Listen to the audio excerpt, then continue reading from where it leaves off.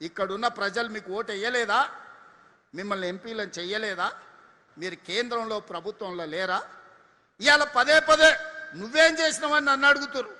10 ఏళ్ళు ఉన్నాయన, 10 ఏళ్ల తర్వాత ఫామ్ హౌస్లో వండుకున్నాడు.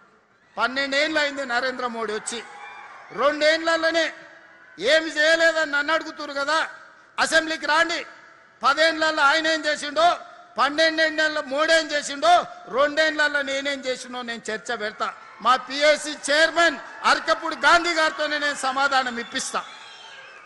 2 ఏళ్లలో ఏమేమి పనులు చేసినో, ఏమేమి విధాన నిర్ణయాలు చేసినో, ఏ విధంగా మన రాష్ట్ర అభివృద్ధి కోసం ప్రణాళికలు సిద్ధం చేసినో అసెంబ్లీలో 4 రోజులు దీని మీదనే చర్చ పెడతాం. మీరు రాండి, చర్చ చేద్దాం. ఇలా తప్పించుకోవడం మీ చేతనే అవుతుంది అనుకుంటున్నాం.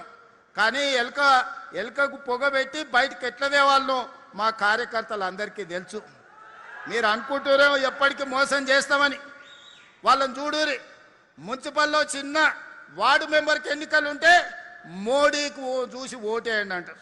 నేను అడుగుతున్న కిషన్ రెడ్డి గారిని, మన మోరీలో మురికి తీయాలంటే మోడీ వస్తాడే?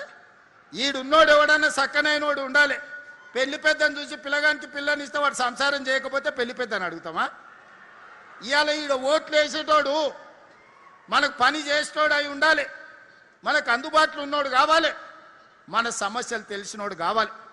అందుకే మీరు అరకపూడి గాంధీ గారిని 2014, 2018, 2023 3 సార్లు హ్యాట్రిక్ గెలిపించిందంటే మీ సమస్యల పట్ల అవగాహన ఉండి మీకోసం కొట్లాడుతున్నాడు కాబట్టి 3 సార్లు ఎమ్మెల్యేగా గెలిపించిండు.